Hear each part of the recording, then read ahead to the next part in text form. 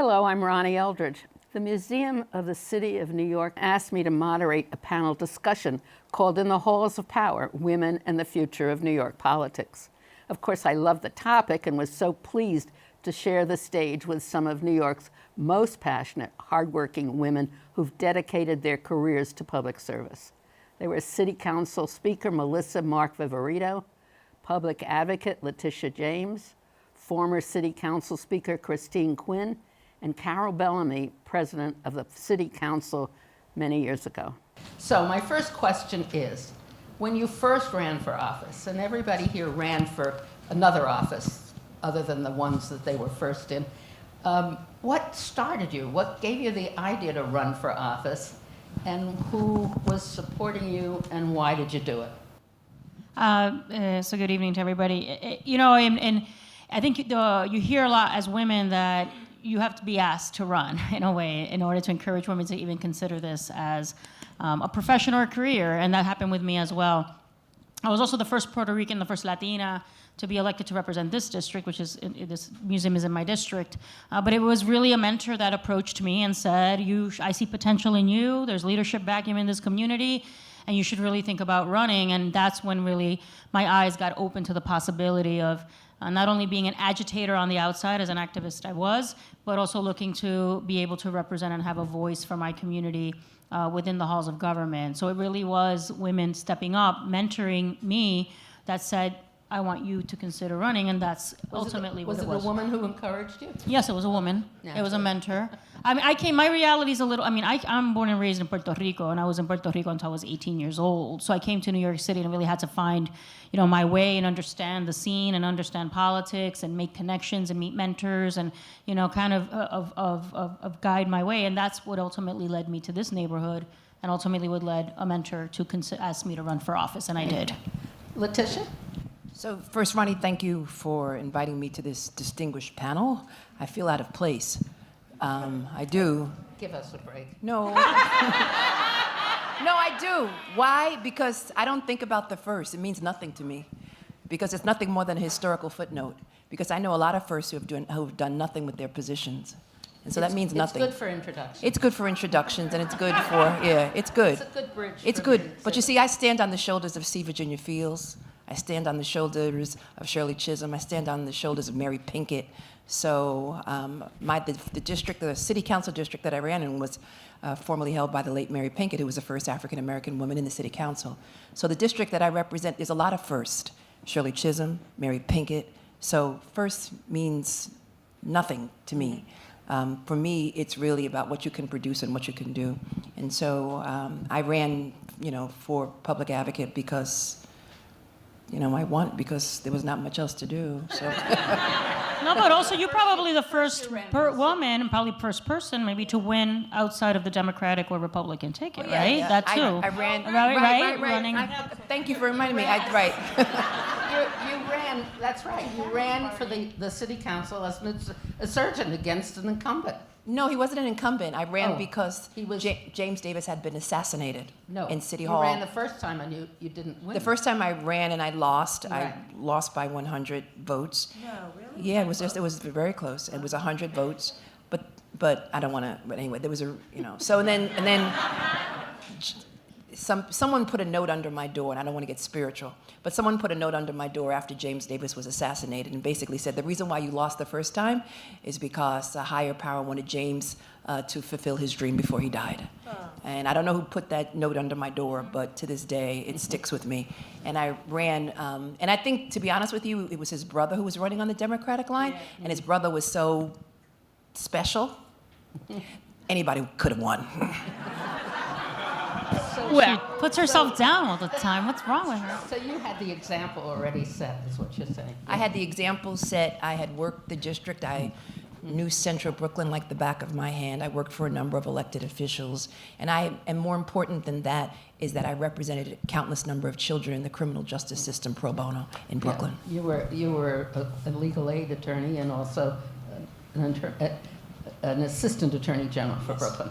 Yes. So, Ms. Quinn? So the answer of what inspired me or who inspired me to run, that is kind of embodied in two people. A former council member, Steve DiBrienza, and Ronnie Eldridge. Because when I was in college, I did a lot of organizing. And I thought there was zero merit in being an elected official. What was the point, I used to say, of being one vote when you could be an organizer and affect 10, 50, whatever, hundreds of votes? So I thought it wasn't, good opportunities, economies of scale, so to speak. And then I started doing housing and tenant work in 1989 in the city at the Association for Neighborhood Housing Development, and a lot of that ended up being around funding for groups that prevented tenant evictions at the city council. And sat in the front row. And Ronnie and Steve DiBrienza and Ruth wasn't in the council at the same time Ronnie was, actually, obviously, but I saw these elected officials who were not a yay or a nay. They didn't just sit at their desk or not sit at their desks, as the case of Albany at the time, and push a button, yes or no. They were activists. They were more than one vote. And their position gave them a particular strength and bully pulpit. So it was Ronnie and Steve and Ruth who really changed my idea and my vision of what an elected official was. But we were always fighting. Yeah, but that's the best kind of a thing. Part of the minority. Yes, well, the votes would be 45 to 5. It's the good old days. You and Sal Albanese and eventually Tom, and in those days it was very, very difficult to. Miriam Friedlander. What? Miriam Friedlander. Miriam Friedlander. Yeah. I feel like her these days. Carol. I first ran in 1972. I was trying to figure out. I'd never been involved in politics at all in my life, ever. Although I did run for student council to get out of going to gym at one point. I was a community developer in Latin America.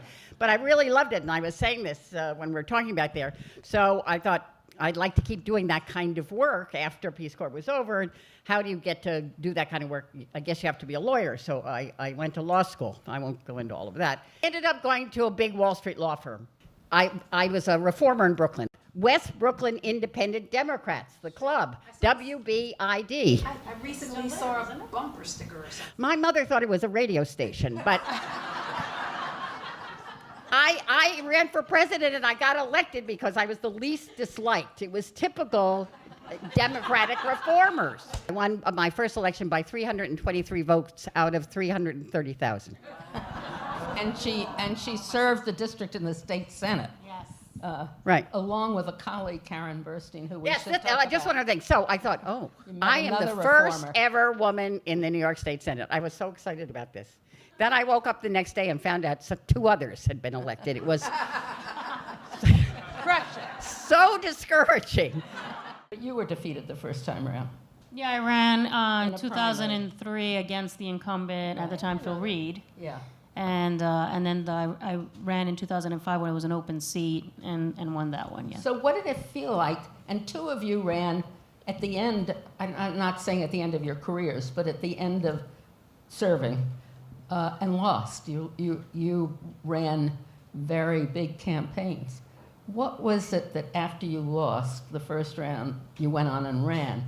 I grew up in the feminist movement in Puerto Rico and was surrounded, not only obviously raised by my mother, but raised by all the women that were part of that feminist movement, and very vocal and very opinionated and very much workhorses. And so I said, well, nobody's going to tell me I can't do something, right, as a woman, right? I felt it was the right thing to do. I thought I was running for the right reasons. It may have been naive, but it was something to do. And you don't like to lose. Obviously, you lose. But I wrapped around, and 2 years later, the seat was open, and I just decided to use the experience I had gained from that run, and I was able to get the support and able to really fight like hell. And that night of my victory, I actually, at times the polls closed, I literally was ahead by 16 votes. So that's how close it was. Every vote counts. Literally, there's some races where that is very much true. That is true. Yeah. And Carol and Chris, it's very painful. It's horrendous. It's horrendous to lose, right? And if you're going up for a promotion at work and you don't get it, it's horrendous, and somebody else says it's horrendous to lose. I also believe that women lose harder than men.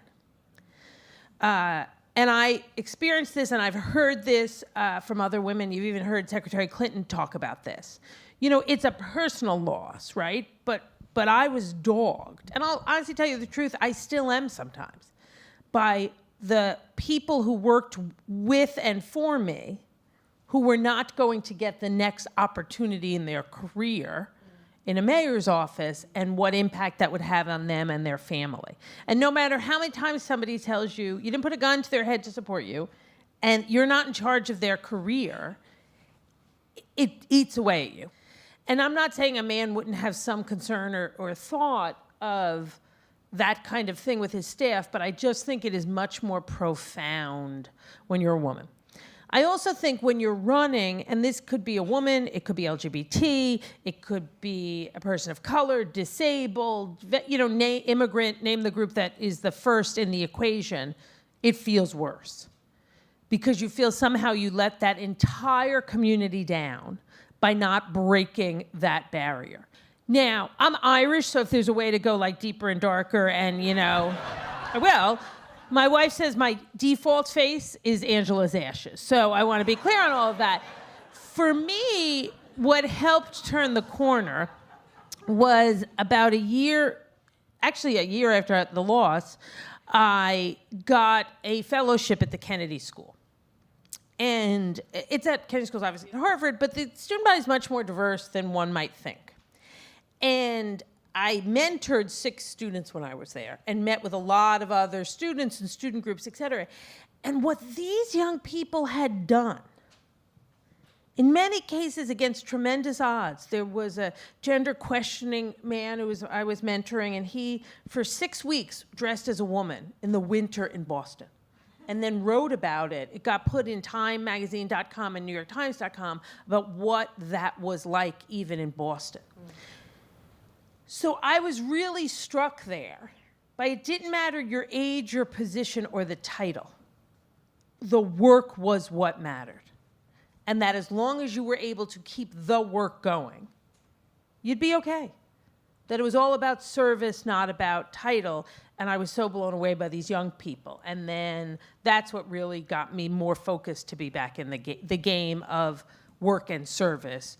Hopefully that'll be elected office again someday, but you know, those decisions of, you know, people say, my friend Emily Gissou always says, people plan and God laugh. If it's supposed to happen, it'll happen, and if not, I'm honored to be running WIN and Women in Need now and helping homeless women and their children, and I'm honored to have worked with the governor before I started at WIN to get a law passed in the state around rape and sexual assault, which the Secretary of Education is now gutting, but that's what for me was critical.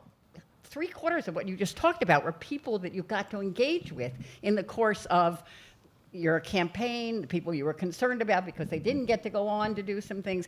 I just want to tell you, I think too often the focus is only on the elected official, which is important because we want to get elected, but it's the people who are there helping you in that, and you're learning from them. It's just great. So I think generally working in the government, I mean, the best time in my life was working in the mayor's office with John Lindsay and trying. The basic thing is if you've gone into politics because you want to change something or make things better, it's very satisfying, right? Yes. And that's what it is. And I think all of the people here did that. That's really why they went into politics. They also have a great sense of humor. Now, once you won your offices, did you like the power? And were you able to use it well? And now that you're coming to the conclusion, you know, you can look back with a sense of with a good feeling. I mean, listen, I know it's incredibly humbling. In this city that everybody looks at, you know, we are the center of the world, you know, to some extent. And to have been able to, even been elected to office as a Puerto Riqueña, as bilingual, as bicultural, as someone that, you know, and be here and be able to then take the next step and become Speaker of the City Council is really incredible because you are in a position.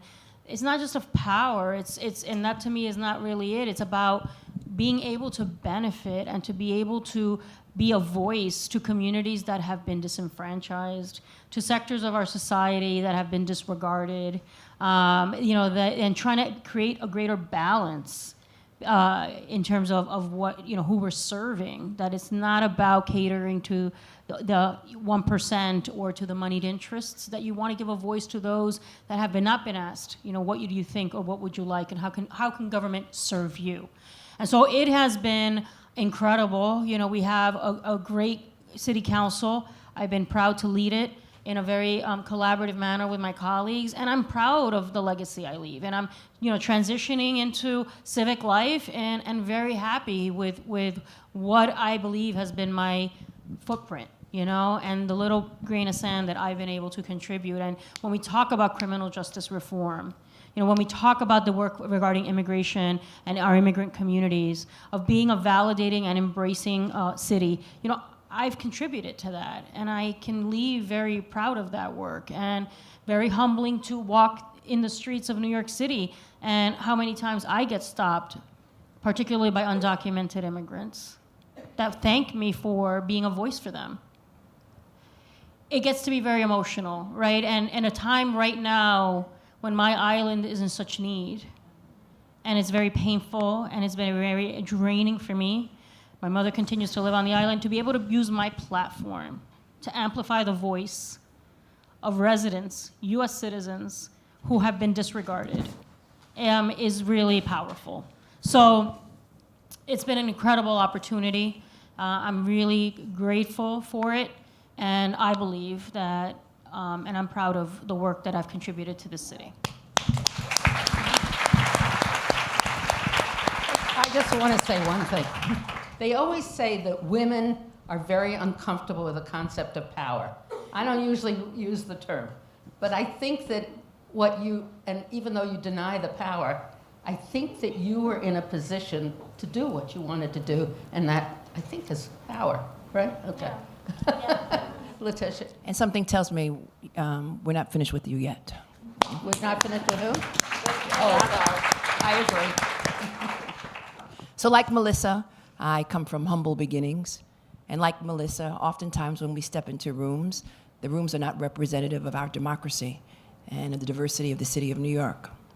And so that puts challenges on both she and I, because we, I guess, some people were viewed through the eyes of she representing the Latino community and I representing the African American community, even though we don't necessarily accept that. We represent all of New York City, but we carry that, and I hate to use the term burden, but we do. But this position that I hold, the Office of Public Advocate, has provided for me a platform, again, to provide universal school lunch for children in our public school system so that we can remove the stigma of poverty for all children, and the only requirement is that you have a belly that's growling. I'm so glad the mayor is going to sign into law banning salary history so that we can address the issue of, income inequality, equal pay for equal work. And that's just one tool that we're looking at as we continue to focus on income inequality in the city, because women are paid less than men for basically doing the same job. The issue of reforms within Administration for Children's Services. And I make no apologies for pushing the envelope, for suing the mayor, and for, again, pushing the envelope on issues that I care about, and particularly in vulnerable populations such as disabled children and autistic children. So I say all of this to say, I don't know if it's power. Again, coming from humble beginnings and seeing what government has done for you, and seeing that there is tremendous need in the city as we travel in all 5 boroughs, that we still have significant pockets of poverty and significant families who are struggling each and every day. And they need a voice. And they've been invisible to far too many. And so if that voice is anyone on this panel today, so be it. I accept it. And I will continue to advocate on their behalf and advocate on behalf of all New Yorkers, because that's what a public advocate is supposed to do. When I was a kid, my father was a shop steward in his union. He's an electrical worker. And he was home one day, we lived in Glen Cove on Long Island, cutting the lawn, which he did exceedingly poorly. He had grown up in the city, and he was kept waiting for like the parks department to show up. Or we looked like we lived in a vacant lot or something. So I remember the phone rang, and I picked up the phone, and there was a young man on the phone, like older than me, but not like old like my father. And he was panicked. And he said, I need Larry. It took me a minute to figure out who Larry was. But, so I ran out and got my father. He came inside, he talked to the kid. He ran upstairs. He put his tough guy clothes on, which the clothes he would have my mother buy before they went on strike, which they did 2 or 3 times when I was a kid. He left, came back, and the bosses had tried to fire that kid because he was new, but they couldn't per the contract, and my father was his shop steward. And to me, that was remarkable. My father had power. He saved a kid's job. He doesn't remember it, but I do clearly. And I think the fact that he doesn't remember it, humble beginnings, an Irish kid in 96th Street during the Depression, which he talks about like he lived in a mansion. He loved it so much, the old neighborhood. But he never would have told you he had power either. But power is important. And power being in the hands of people who will, to the best of their ability, use it well is important, because we see that often people get it who use it in every single solitary way that's bad. So I started as a rank and file member of the council. Then I got to be health committee chair. And I was blown away, beyond anything I ever expected, about how much more you could get done, particularly if you had colleagues who were interested in it, as a chair versus a rank and file member. It was stunning to me. And I have to tell you now, being at WIN, where we have all the support of Melissa and Tish and a lot of other elected officials, you can't pick up the phone and say, this woman needs a shelter. Boom. Well, but my point is that these gals could call up in the positions they're in their open-heartedness, in their concern for homeless people, and get things done much more quickly than CEOs and executive directors can, even if they used to be elected officials. And more people, I don't say this arrogantly, take my calls than other CEOs of groups, because I was an elected official. It's not good or bad, it is.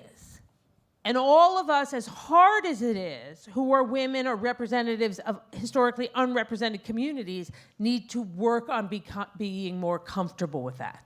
Because the impact can be game-changing and significant. Well, for all of you who've taken up yoga to deal with the anxiety of getting up every day and wondering whether we've blown up North Korea, I just take a moment to realize that there is still something really good in politics. Aren't they great? Anyway, these are 3 powerful women, and I don't have any difficulty saying you've been powerful, you are powerful, and you use your power well. That's all. So, yeah. So again, this whole notion of powerful women, it's important for me each and every day to realize that the power that has been given to me can be taken away tomorrow, Election Day. So it's important for me to continue to walk the streets, continue to connect with individuals, continue to focus on the ground, because for me, government represents the ground up and not the top down. And that is so important. And so connecting with people, connecting with the lives of New Yorkers each and every day, for me, that's power. I have always believed that women are really served differently. I think that women have a different perspective. There is no doubt in my mind, for the disenfranchised, for the people who have the problems, we'll stop at anything to help them. That's right. And I think that we're always lucky when we have women elected to office because of what we do. And life is not over. I mean, when I go to Fairway, people still recognize me. Melissa, you did a lot of work on trying to get more women in the city council. Yeah. When I became speaker, I started sounding the alarm at that point because I saw the trend and I saw where things were going. I was starting to have conversations with some of the county structures, starting to have conversations with some of the unions, people that were going to play a role in electoral politics, and saying, it's not just about being right on the issues. Like, gender does matter. And we have to make gender an issue. And that if you have qualified candidates, and there's a man and there's a woman, and they're qualified, we should be going with the woman. The goal is, right, to get 21 women elected in 2021, when is the next big open seat. There's gonna be so many council members that are term limited, and obviously then all the citywide seats as well. So to really engage and start creating kind of a movement to get there. You know, we wanna see the first woman mayor, right? We do wanna see the first woman governor. I just want to say it's time for all of us to organize again. And when you think about it, so think back to Shirley Chisholm, think back to Bella Abzug, think back to Betty Friedan, Gloria Steinem. So we need that again, and you guys can fill that space. I can't believe here we are in the 21st century, and we are still talking about and defending the right to choose. And there are some individuals who are coming into the city council now who do not believe in the right to choose. Come the new term, if these individuals start questioning and putting forth legislation or resolutions challenging all of the things, all of the rights that we should have as women, I'm going to need you. I'm going to need your support, because there will be hell to pay in the city council. It's the women who can show that there's a credibility in government. And so it's both organizing, but it's also profiling people like we have up here, because we've got to build an interest in young people again and getting involved in their government. We need a deep backbench, but we also need women in front of the camera and behind the camera. So I need more lobbyists, more special interest groups, more think tanks. We need an empowered women's political caucus. Correct. All right? Correct. Yeah. And I think that maybe we should start it. Thank the panel, and thank all of you for listening to us.